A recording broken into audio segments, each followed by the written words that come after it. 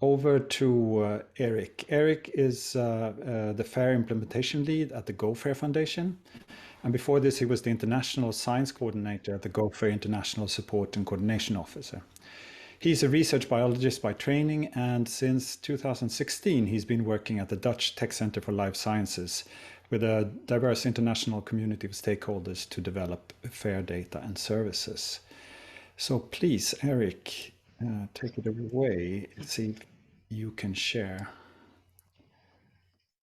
Absolutely. Thank you, Nicholas. Let's see if this works here. Yes, it looks good. All right, super. And my audio is fine, I hope. To me, it is, yes. Okay. Then I think we're ready to go. So yeah. Thank you very much for the invitation to present today. We did some preparation, and I think I understand the mission for the keynote today, and I hope we can deliver on that. Just so you know, I have put into the chat right now a link to these slides. So if you want a kind of a preview for yourself on the slides, if you want to get a copy, you should be able to get them from that link. And so given the preparations that we had today, or for today, the title that I chose for this is an introduction to the FAIR guiding principles, and then some current implementation strategies that I've seen emerge over the last 4 or 5 years in the context of my work at DTL and at Go FAIR. These are some of the questions that I discussed with Wolmar and with Nicholas beforehand. I think we can boil it down. You know, what I would like to present today is basically a value proposition. Why FAIR? What's the value behind all this this innovation? Why data management in general? Are there immediate payoffs for this, in addition to maybe some long-term objectives? And then I think also implicit in this would be, why open science, and why is it valuable to try and aim more for open research and research outputs? Some answers, you know, and if we, back in the old days, if we could do these kinds of interactions face to face, I would be tempted to show these videos. I credit Rob Hoft with introducing me to the upper video here. But these are, you know, in 6 minutes, you could get a snapshot of, you know, where we are now, or where we have been most recently, and where we would like to go in a vision of FAIR data and services. So I'll leave this for homework for everyone. Since you could watch them on your computer just as well as you could right now, I guess.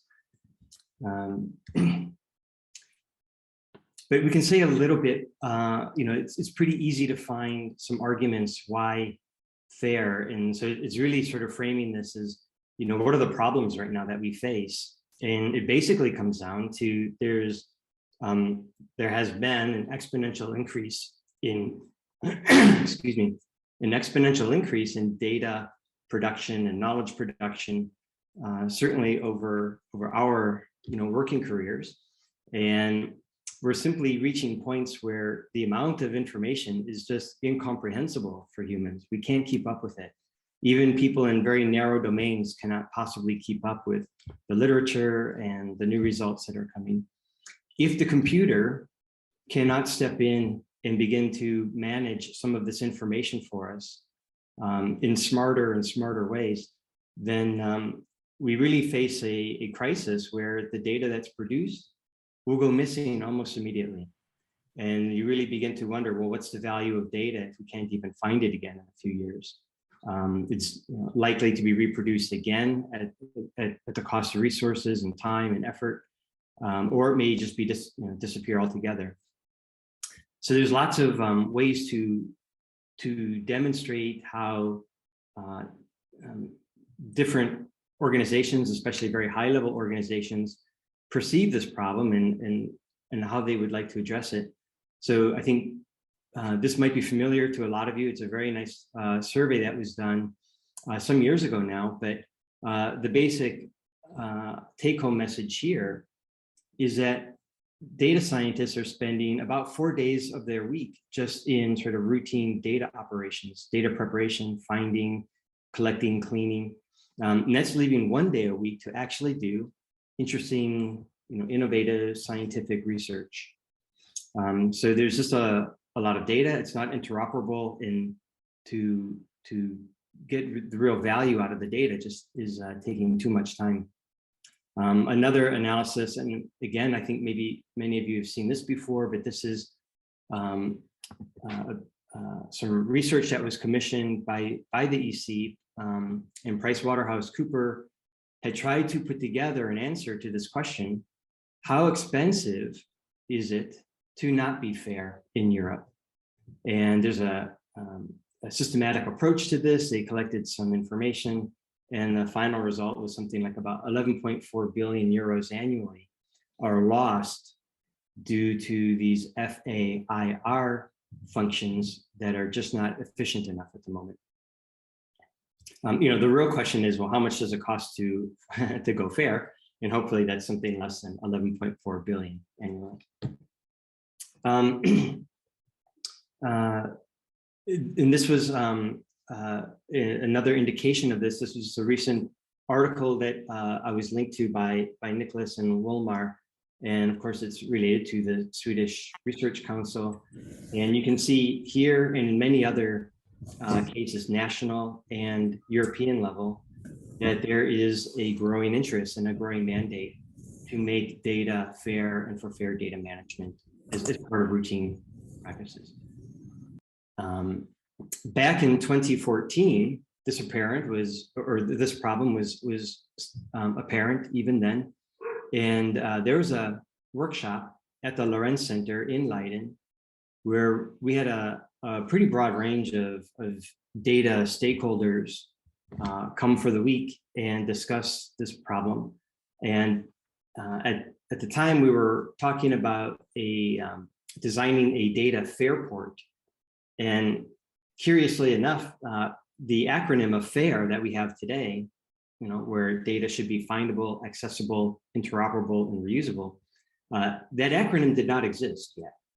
The word fairport here in the title of the workshop was really meant as a kind of metaphor for, oh, wouldn't it be nice to have a kind of data environment where there could be a free and open exchange of data and services kind of brought together. And the word plays thinking about an airport, when we're thinking of like Schiphol Airport here in the Netherlands, we have lots of users coming through, lots of passengers coming through. They have their objective to go from point A to point B. And there's a large number of vendors in that system that support the traveler on their journey. And so that was the metaphor here, was a fairport, like an airport, but for data. And it was only later that the acronym emerged after this workshop. The vision of this workshop was really that there would be the emergence of a new infrastructure for data, sort of a new layer to the internet. So an internet of fair data and services, or a web of interoperable data.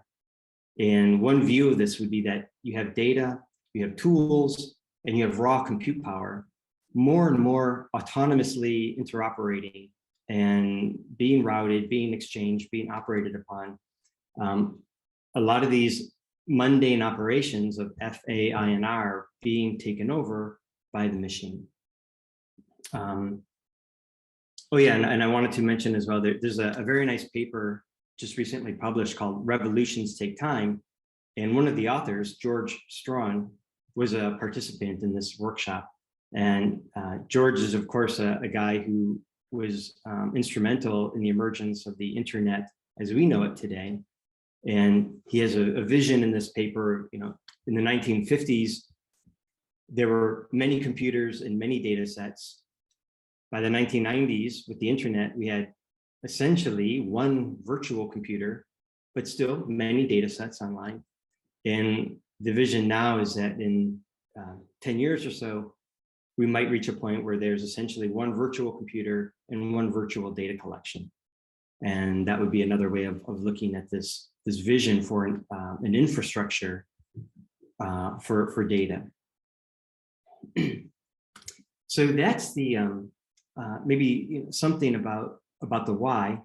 I think it's useful now maybe just to do a really quick snapshot of what the FAIR principles look like, where they came from, and then we can see some applications of that. So many of the people who participated in that early Lorentz workshop then published a paper 2 years later in 2016, where these FAIR guiding principles were first formally published. And in that research article in Nature of Scientific Data, the principles were mentioned only in this figure item, box 2. And nothing more was really said about them in particular, but we've been articulating the meaning of this ever since. Of course, the publication or the citation of this paper has gone through the roof. It's still cited wildly. I think we have 5 citations per day now on this. So it really seemed to land and ring a bell with a lot of groups. And what I would like to do is just kind of step through this and maybe make some comments on these principles. In the first comment, I think the most obvious thing right off the bat is that metadata is everywhere in the FAIR principles. And it's not just metadata, but it's machine readable or machine actionable metadata. If the FAIR principles are really about enabling the machine to do FAINR, then the machine has to be able to interpret the meaning of the metadata as well as the data elements themselves. So I think the FAIR principles have done a great job lifting the concept of metadata to really be first-class citizen along with data itself. And we'll see implications of that in just a moment. But if I look at principle F1, this is maybe one of the core elements here. It's asking that all your data elements, data, metadata, and everything else around it, are assigned globally unique and persistent identifiers. If that's not the case, then these elements would be invisible to the computer. So everything that you want the computer to do has to be labeled appropriately. And here's actually 2 globally unique and persistent identifiers. One is to this paper itself, the DOI, but I'm putting this other identifier here. And if you resolve that identifier, you get to, of course, my ORCID profile. So there's a way for even people to be assigned globally unique and persistent identifiers. And in fact, I like to show this example because it's very hard to publish yourself any data that would be FAIR if you didn't have a way of uniquely and persistently identifying yourself. So everyone will need an ORCID or an equivalent identifier system just to identify themselves in FAIR. Principles F2 and R are very much related to, I think, our classic notions of metadata. So this is metadata for findability, it's usage licenses, it's metadata for provenance. So where did these data come from? Who paid for them?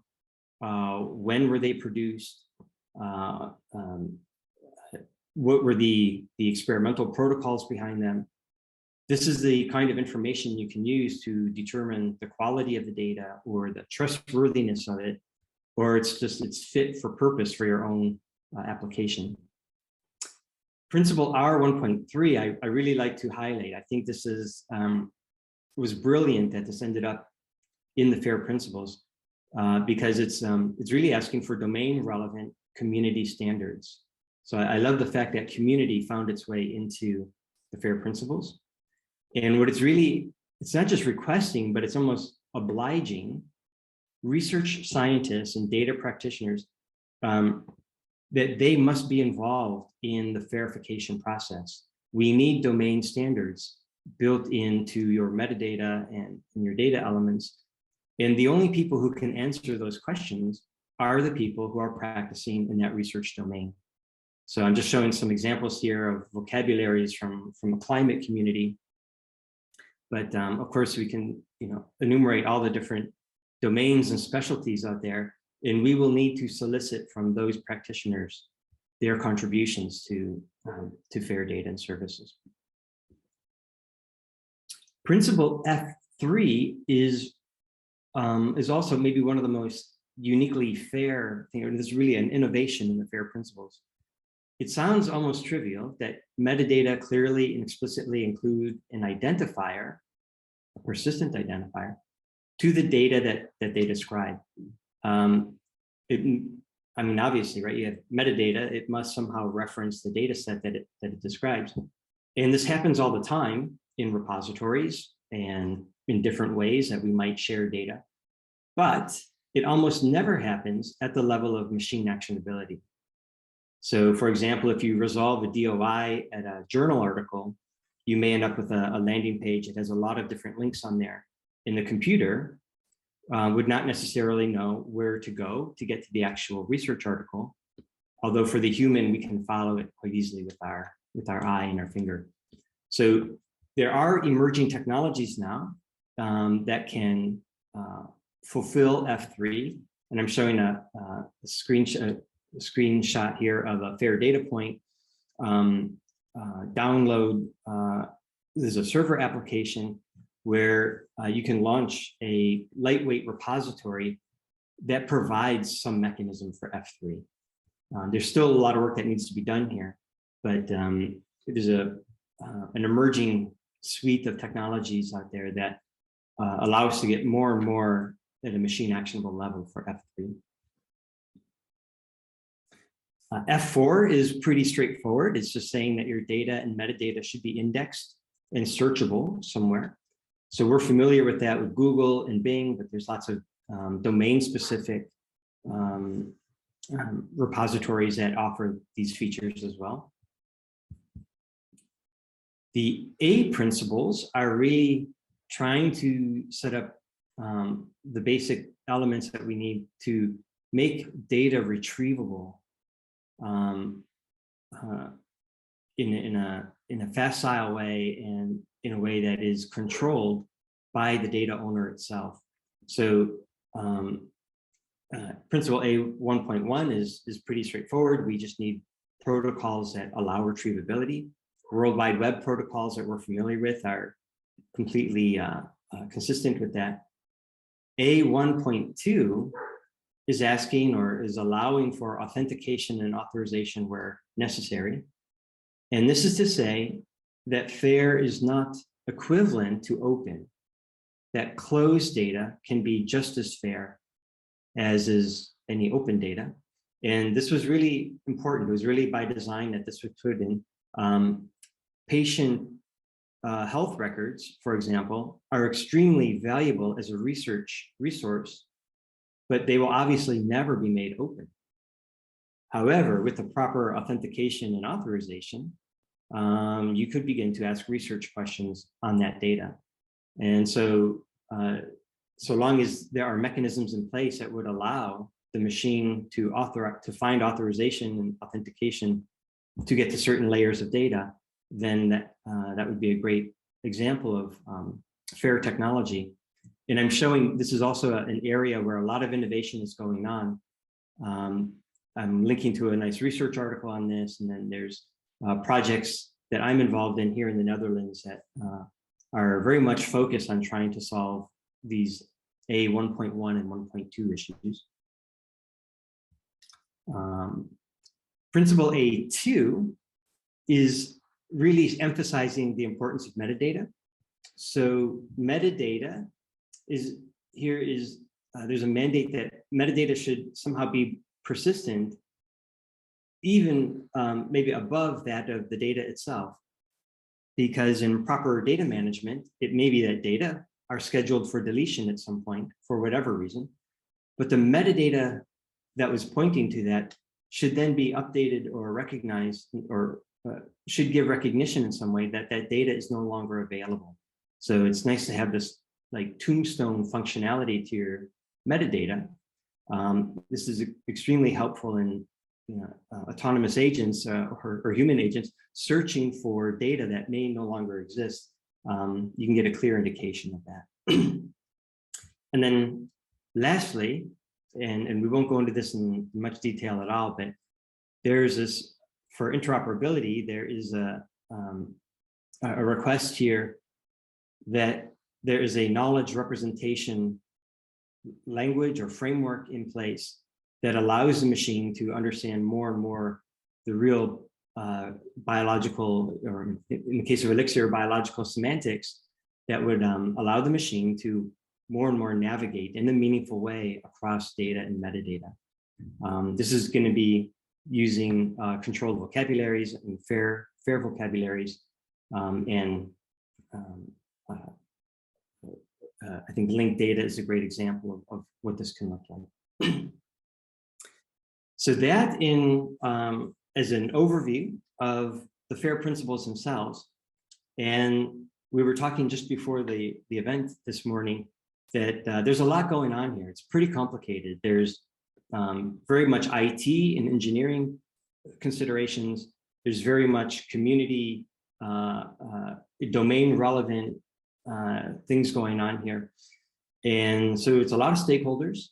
It's a lot of questions that need to be asked and answered, but there's also a lot of low-hanging fruit here. There's a lot of things we can do today that can already take us steps down this road of FAIR. And I can hopefully convince you of that with some additional slides that I'd like to show. And what I'd like to show you next is really much of it coming from the last 4 or 5 years of my involvement in GoFair. So we've had this interest from the beginning in GoFair that we really want to take the FAIR principles and begin to find real implementations of these. This has been a very interesting period. It's been very intense, lots of interesting things going on. But to boil it all down, or to make a short story out of this, what we've been able to do at GoFair is kind of consolidate all this interest and development in a pretty simple high-level framework for farification. And we call this the 3-point farification framework. It's not that this is a specific methodology, but more likely than not, if you attempt to do some farification, you're probably going to touch upon these 3 components. So we've tried to build a framework around this. We see that it's a great communication tool. A lot of organizations have been able to kind of resonate with this and pick up elements of this. And I will take us through each of these 3 points. And just maybe to mention the high level here, we talk a lot about the metadata because that's so fundamental to FAIR. We also talk about this overall FAIR implementation profile, which is basically a list of technology choices that you've made in order to enable the FAIR principles in your domain. And then there's this, I call it a FAIR orchestration moment. It's where your FAIRified data actually begins to enter into a network of exchange. So as we call it the FAIR data point or equivalent, where your data become operational. So let's begin with the FAIR implementation profile. And again, it's a pretty simple idea. For each of the FAIR principles, we are asking, essentially it's a questionnaire, we're asking the user, what are the technology choices involved in implementing those principles? And what I'm showing in this slide is an abbreviated questionnaire, just to kind of give you an idea of where that's going. This is a theme that we'll come back to again and again. What we're really asking for here is not so much technology innovation or new ideas, but we're really just asking for communities to make choices and to record those choices and to make them very explicit. And I think this is really the core of farification. It's more of a community thing than it is a technology thing. This is an example of a FAIR implementation profile, at least in a sketch form. And this is a part of the work I'm doing in a project called The Trusted World of Corona. It's a Health Holland funded project here in the Netherlands. But it just gives you an idea of the kinds of technology choices we're looking for each of these FAIR principles. And of course, this is a set of choices that we've made. Other organizations might have other choices. And so in addition to that abbreviated questionnaire, we have a more sophisticated tool. And this is actually based on the data stewardship wizard, if you're familiar with that. But we've replaced the data management knowledge model in the wizard with this questionnaire, this for your FAIR implementation profile. The advantage here is that if you fill out your FAIR implementation profile, excuse me, in the FIP wizard, you can actually produce a machine readable FAIR implementation profile. And we've test drove this FIP wizard in a number of workshops now.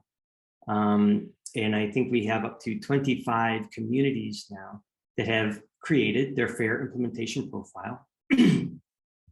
And here's a way of looking at that data set. So each column here is a community that has created for itself a FAIR implementation profile. And these are questions in red for F, and then in yellow for A, and green is I. And what you see here in the rows are all, an accumulated list of the technology choices that were made by this group of communities. And we can actually profile them with a kind of fingerprint or kind of a numerical profiling.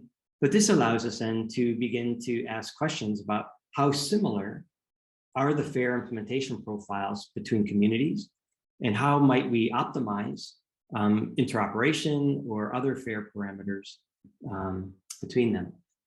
And of course, these are this matrix and the way we've captured the FAIR implementation profiles. We can also represent the profiles as graphs. So here in red is a particular community, and in blue are some of the technology choices that they've made. We can show it through the inverse. We can show a particular FAIR enabling technology like XML, and we can show all the communities that prefer to use it. But then we can begin to get a view of the landscape as well. So here's a bunch of communities from the biodiversity domain, and you can see their implementation choices and where those choices are even overlapping. And we can do this with other communities or other domains like atmospheric sciences or material sciences. And in some cases, we see that some communities are very mature in their FAIRification. Other communities are just starting out. But this begins to suggest that communities that are just starting on their road to FAIRification might actually profitably borrow implementation choices made by other communities. And so we think there's a real opportunity for an acceleration of FAIR uptake, because you can see that one community creates a FAIR implementation profile that can be reused by another community. And I'm showing here real examples that I've seen in the last year, where our virus outbreak data network has a FAIR implementation profile that was then reused by our Dutch funder, Zon en Wee, for their COVID-19 program. And that in turn was reused by this Trusted World of Corona project, which I'm on, and is in slightly modified form has been used by a project called Incentive, which is looking at influenza. So not quite COVID, but still very much in the infectious disease categories. So we think we can get a rapid acceleration of FAIR uptake by simply declaring your FAIR implementation profile. And maybe one other important element here, and I see this really emerging now, even in the last month or so, the choices that you make in your FAIR implementation profile are in many ways related to your data management plan. So for example, the vocabularies that you would use, or the metadata schema that you would use or commit to in the FAIR implementation profile, those choices can be embedded in your data management plan, which can then be put into practice by the researchers and the data stewards in their daily routine. So there's a very interesting connection between high-level decision-making about standards and technologies, and then how that can be disseminated right down to the users on the ground. So that was just a snapshot of the FAIR implementation profile. Here's the second point of this 3-point FAIRification framework. And again, it's really now focusing on this need for machine actionable metadata. And a lot of researchers in a lot of domains may not be experts in metadata, and even fewer will be experts in machine actionable metadata. So we knew in Go Fair early on that we would need some kind of support structure for this. And the Metadata for Machine workshop is a workshop format where we bring together the domain experts. We team them up with experts in fair metadata creation. And then the output of these workshops is very much, we want fair metadata components coming out. So schema and vocabularies that are themselves fair. We can guarantee this will be domain specific because we have the experts there to help build it. And then we can try and get reuse of these components as much as possible. And what this again comes down to is essentially workshops on community decision-making. We can bring in some technical know-how, that's fine, but we really need these domain experts to make choices on metadata. This is what these workshops look like in reality these days. Usually it's a Zoom call with a group of people with a common interest. Our metadata experts come in and the end result is machine actionable metadata. And just to give you a feeling for how this looks in practice, you know, we have some very nice technologies to choose from. At the moment, we're using the CDAR workbench quite effectively. If you're familiar with CDAR, it allows you to compose metadata schema, or essentially metadata templates, which can be exposed online as a kind of form that can be filled in by researchers. So I think of this as, you know, formulating a questionnaire or questions that you can present to your researchers. And then there's also this element of building a controlled vocabulary for your community. And that creates drop downs or autocomplete functions that you see in the form. So, and this is, you know, supplying the controlled answers to the questions. So together, CDAR and BioPortal, working as a integrated applications, allows you to kind of rapidly prototype domain-specific, you know, experimentally specific metadata components that are themselves machine readable. And here's how we put that into use. We were asked by the Zone MV COVID-19 research program to run metadata for machine workshops to build metadata for that entire research program. And we've done this over the last year. So the idea was, okay, typically we have researchers, they apply for funding, in this case, Zone MV. They may be lucky enough to have an award. They perform their research, and typically their goal is to publish that research article.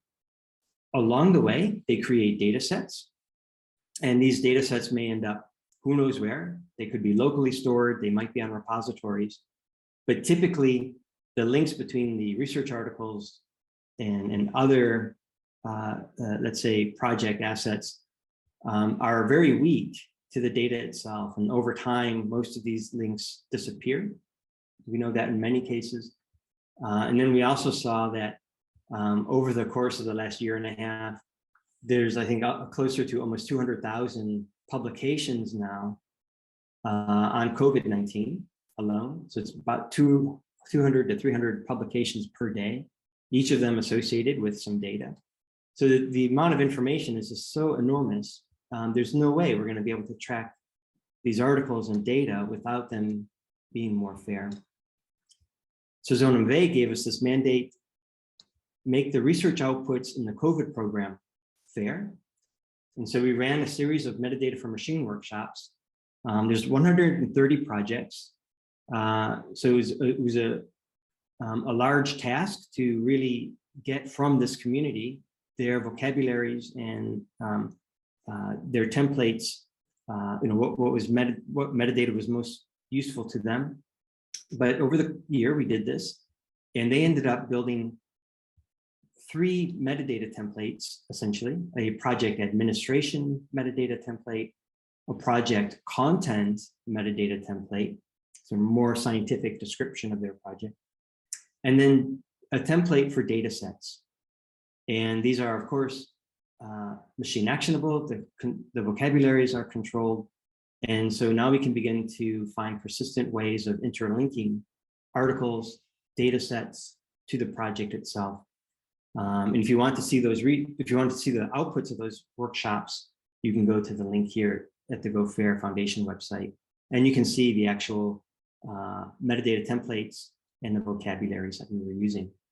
Another way of looking at this is to go to the Health RI portal, where by virtue of filling out these forms and creating the metadata instances for your project or your data, they become automatically visible at the Health RI portal and are available for faceted searching and analysis. And that brings me to this last point of the 3-point verification framework, and that is this idea of a fair data point. To be clear, or to be more exact, by fair data point, we mean more of a specification than we do a technology. So what I can point to is a large number of implementations now that are more or less compliant to this specification, but it's trying to clarify for technology builders the key functionalities and the specifications around implementations that support the FAIR principles, especially this F3, this machine actionable connection between your metadata and your data itself. Essentially, a FAIR data point, I think of it as a metadata publication platform, where your metadata is linked data or is machine readable metadata. And it's the FAIR data point is based largely on the data catalog from W3C. So this is a standard way of presenting metadata. And it's basically this hierarchical stack of catalogs, and any catalog may have contained data sets, and any data set may contain different distributions of the data itself. But this is really a layer of metadata that then points to data sets wherever they may be. So the FAIR data point really allows a very distributed approach to this. And even for data that's in a repository, you could still, in many cases, profitably present machine actionable metadata in a FAIR data point that would point to these repositories and may provide an extra layer of fairness that the repositories might not have achieved yet.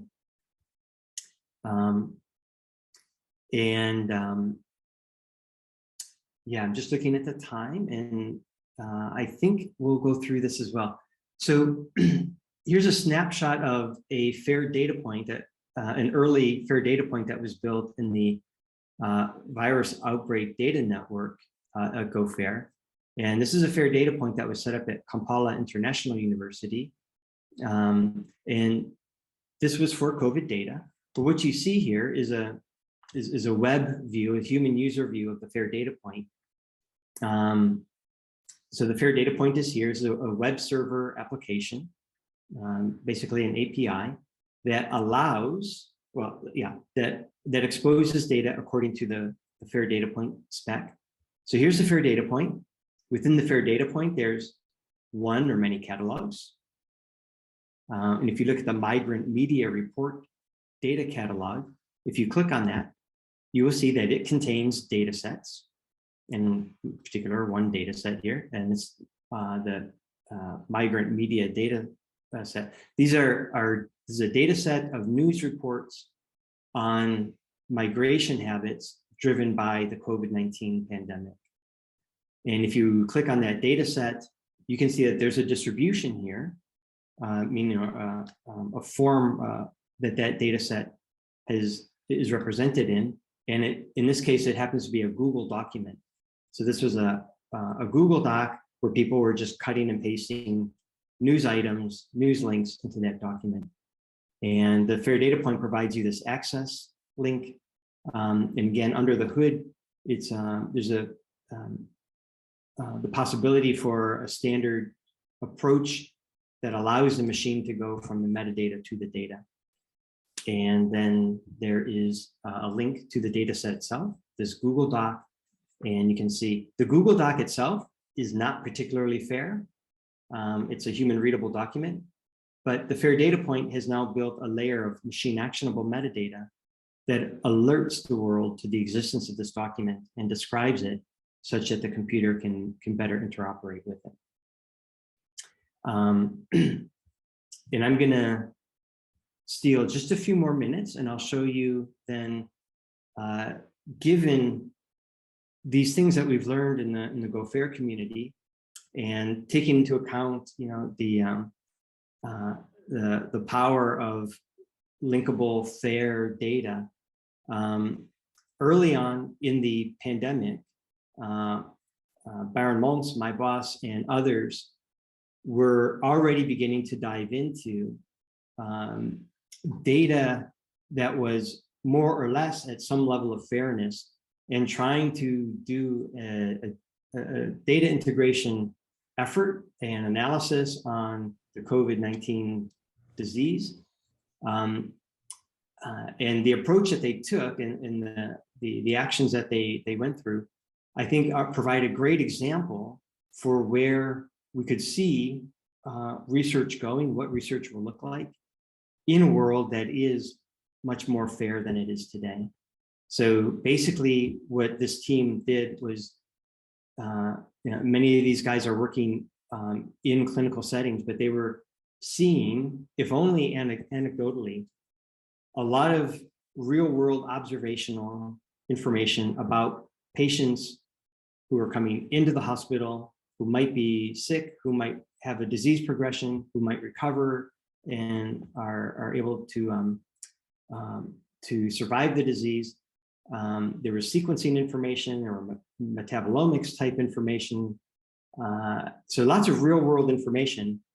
And in a collaborative environment, these guys were talking and working with established knowledge graphs. So a very large assemblage of semantically enabled biomedical information. And they were piecing together what they would call the disease model for COVID-19. And this was all early on. This is like in the springtime of a year ago, 2020.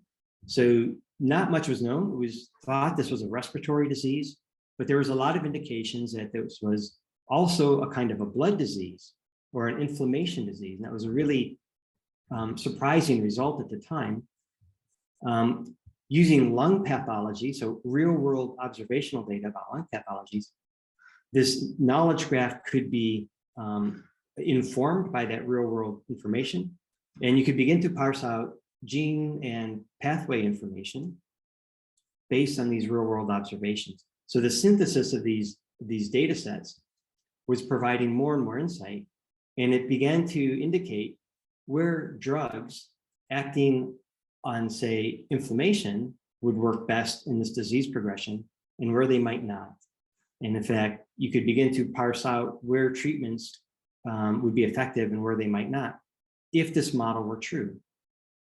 But this model was also suggesting very interesting hypotheses that could be tested either on real world data or on established knowledge graphs.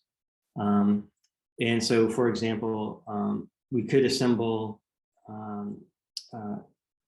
drugs that are already FDA approved compounds and see where they might fit into the overall disease model that these guys built up.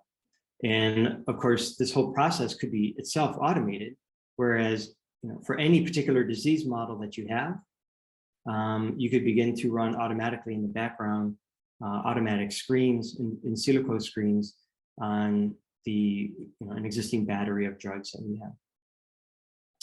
This initial work was essentially the motivation behind this project I mentioned earlier, the Trusted World of Corona, which we are now 1 year into this project, and again very much inspired by this research article.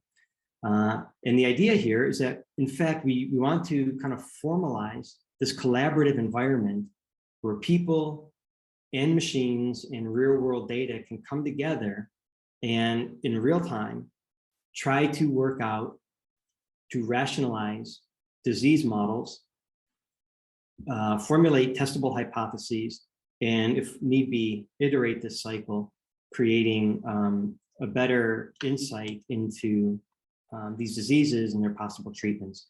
So it starts usually with some kind of anecdotal observations. You can formulate the need for this talk environment. You can schedule a meeting for this. You begin to access the established knowledge, we call it EK. This established knowledge can be used to formulate hypotheses. You can test them on real world observations and then publish your findings. And this is, of course, all predicated on the fact that you would need a network of fair data available to you to better and more efficiently run these analyses. And so we have in the project already an emerging network of what we call established knowledge. We have also an emerging network of real world observations.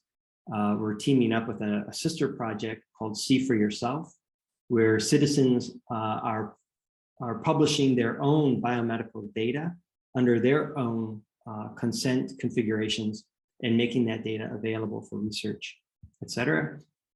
And basically, to take us back to the beginning, this is really the vision that we had for early on in an internet of fair data and services, where more and more the machine can assist humans in managing this very large, incomprehensible set of information out there. And with that, I would like to say thank you for your attention, farewell, and I'm happy to take questions.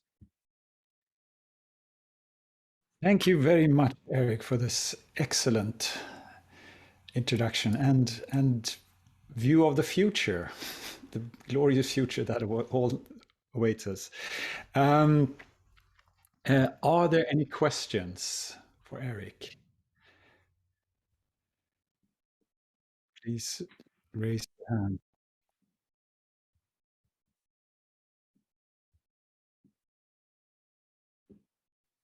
Maybe I can start with some. Would you like to maybe elaborate a bit more around fair maturity? And I mean, is there something absolute, or is it something that's on a scale? Yeah, that's a very timely question. So indeed, there has been a lot of work now ongoing around some kind of objective, even automated approach to assessing the FAINR, or for assessing compliance or adherence to each of the FAIR principles. Early on, we did some work where we were talking about FAIR metrics, and I think very appropriately, we've moved into talking more about FAIR maturity levels. So certainly the Research Data Alliance has their maturity model for FAIR, which is very nice. And we also see the emergence now of different online platforms that can, given a URL to a resource, can begin to perform automatically an assessment of the FAIR principles at that resource. And I think, so this is interesting in a couple of different ways. If FAIR is about machine actionability, then it should be that we can do this assessment automatically. It's so long as your resource is available in a fair way, then it should be subject to evaluation in an automated way. And I think what the efforts what we've achieved so far has led us to the conclusion, again, that it's really coming down now, not so much to technology, because there's a lot of technology that can answer to the FAIR principles, but it's coming down to community decision-making processes. And it's coming down to domain relevant community standards on one hand, and it's coming to just kind of a more global consensus on the generic infrastructure running FAIR data and services. And I think this principle F3 is especially apropos here. what would be an enormous leap forward for FAIR would be a consensus on a minimal specification for how it is that metadata can reference the data that it describes. We don't really have that today. There's a lot of work going in on that. And I think when that problem is solved, you will see a huge advance in the way FAIR data and services is implemented. But I would say right now, the status of FAIR assessment is that the tools are there, and it's now becoming more about this community decision-making that needs to happen. And I have a follow-up question on that. But before that, if Fredrik Emanuelsson would, you have a question. Did you want to? Yes, I'm thinking about these metadata catalogs.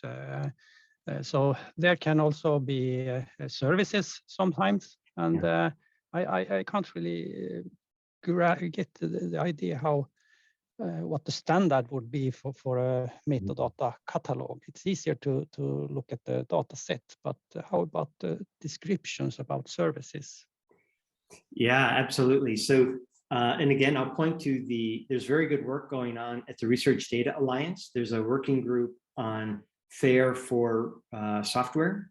So there are, I think, descriptions there. Mark Wilkinson, the lead author on the original FAIR paper, mentioned to me the other day that, in fact, there's some recognition that the FAIR principles as they are now might not be sufficient for FAIR software.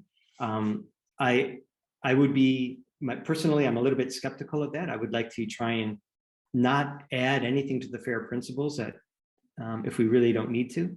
But there is, I think, some deep thought going on right now about how would you do FAIR for software or for other services. I think what is clear is that whatever that would look like, it's going to involve, again, metadata descriptions. And so there may need to be some innovation around metadata that describes services and what they can do and what they're looking for, as inputs and outputs, et cetera. So I think, it's sort of a general observation that I have, that most innovation around FAIR for different purposes typically begins with innovation around the machine actionable metadata that describe it first, and then there may be more technical issues later on. We have a question from Parul. Do you want to? Yeah. Hello. Thanks, Erik. It was really nice presentation. Thank you. So just going through this FIP wizard, of course, we have not gone through it in detail, but just to see, like you said, it's taken heavily from the data steward wizard. So I just wanted to know, is it like an upgrade to the data steward wizard, or how is it different? And do we need to use both, or will one take over the other? Yeah, so the tool is an amazing tool. I love the tooling around this, but the application is really quite different. So the FIP wizard, so the tool remains the same in either as a FIP tool or as a data management tool, but it is the knowledge model deployed by the wizard that makes the difference. So in the one case, we're asking a questionnaire that allows you to construct your FAIR implementation profile. On the other hand, it's a questionnaire that allows you to construct your data management plan. So they're very different applications with different purposes, but they are very much connected at the level of, on the one hand, you're making decisions on your FAIR implementations at the FIP level, but those decisions, those choices, can very usefully be presented in your data management plan as a directive to the data steward on how to implement. So I don't know if I'm answering your question Paul, but yeah. So I think these two applications will persist. We need both, but they're intimately connected. There is a conversation right now, started by Christina Hetna, but we have going right now. Is it possible when you build your FAIR implementation profile that you could, in fact, automatically begin to structure your data management plan to be consistent with that FAIR implementation profile? So the work you put in the decision-making that you do with your colleagues at the level of FAIR implementation profile can be automatically staging your data management plan. And it's not everything in a data management plan, but it is the FAIR components of it. And I think there could be room for automation at that level. So I think that's a very promising application. And I should mention too, what we see even in the last month or so is a number of cases now where funding organizations are asking the question, hey, can we build a FAIR implementation profile for a disease domain? So can we build, for example, a FAIR implementation profile for cancer research? And we can do that for us as a local national funder. But if we did that, wouldn't that be useful for other funders to adopt, or at least to consider? And so there's a real conversation on it that going on that, can one group in the Netherlands create a cancer-based FAIR implementation profile? And then could that be disseminated to the other national funders? And could we very quickly converge at a national level on FAIR implementation choices around cancer research? So that's an experiment that I think will be conducted in the next year, and we'll see how effective that works. We are now running into the break time here, but I will take the chance and I'll do it as a facilitator to ask you a last question. On again on this, what you just talked about, and this is about communities being, in my head, something very abstract. I mean, they could be very local, they could be national, they are international, and so on, and how to get traction on this. And the example you showed of one community being the FIP being reused by another community that was reused by another community. So to get traction, have you thought about publishing these profiles?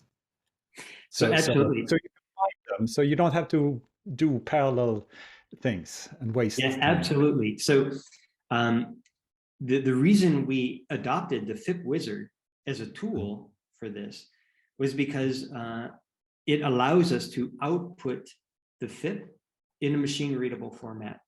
So we're actually publishing the FIPs right now as nano publications, as a collection of nano publications.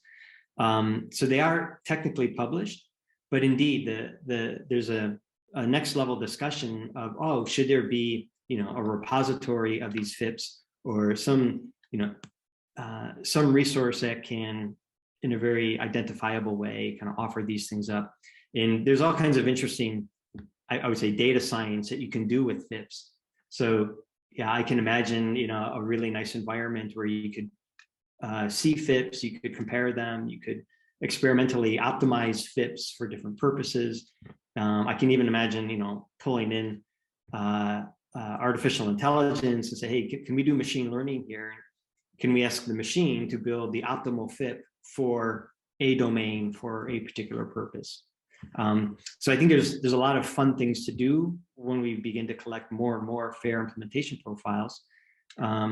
So yeah, it's a question that has yet to be solved, though. Who would be the custodian of this, and how do we make it a permanent resource, etc. Thanks. I think we have to stop now. I'm going to be mean, and we're trying to stick to schedule. So we now have 6 minutes of a break, and then get back at 10 past sharp. Thanks.